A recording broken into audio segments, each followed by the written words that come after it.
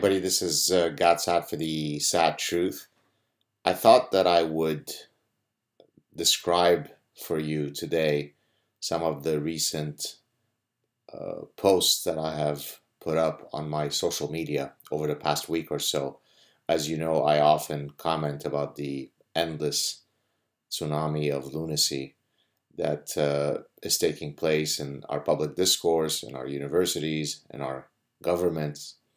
And so what I thought I would do, maybe start a new series whereby I sort of create a montage of some of these stories. So if you've, let's say, missed some of these posts on my social media, you could get them in a one-stop SAAD Truth clip. So today I'll start with this story, which, by the way, resulted in my latest Psychology Today article. You can go check it out on my Psychology Today column. And I also posted it as a SAAD Truth earlier last week.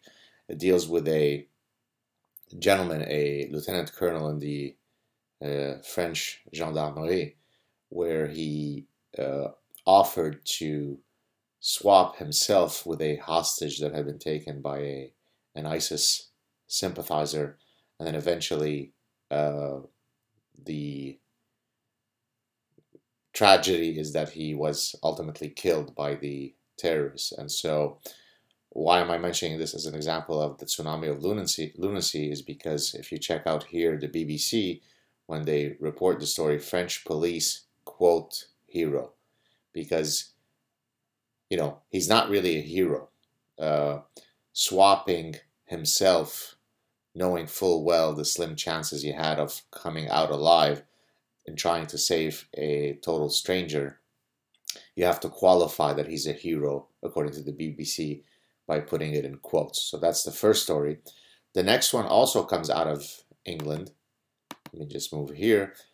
So this is an actual BBC captured image. It says, Oxford men guilty of sexual exploitation on a massive scale. And the names of the Oxford men are Khalid Hussein, Aladita Yusuf, Kamir Akbal, Asad Hussein, Rahim Ahmad, Moinul Islam, and Kamran Khan, which, as far as I'm concerned, this very much sounds like it's a prototypical Oxford gentleman. And so I had posted, it is clear that the most important identity marker of these undocumented lovers is that they are from Oxford. Well done, BBC. You are a beacon of light in your relentless battle against the oppressive truth. For those of you who don't know, there have been simply unimaginable mass industrial level sexual abuse of white British girls in England across many, many cities. And the police and authorities stayed quiet, if not at times actively tried to stop the reporting of these cases, lest they might be accused of, racism and maybe Islamophobia. And so in this case, we have exactly this. The common marker of these guys is that they are from Oxford. Well done. The next one here comes from this was reported in the Campus Reform, but I also tracked down for you here the actual paper. Professors warn that, quote, commitment to empirical science hurts women. 4 professors warn that the, quote, hegemony of meritocratic ideology and masculine culture in engineering courses are oppressive to female students. This is not satire. This is not GAD satire. This is what we are now seeing over and over again in our university discourse and our public discourse. As I've mentioned before, the Canada Research Chair Program, which is the highest endowed chair that could be awarded by the Canadian government, will now adhere to identity politics, whereby when you're deciding to whom to give a chaired professorship, you have to look into the fact of whether they are women, whether they are indigenous, and so on.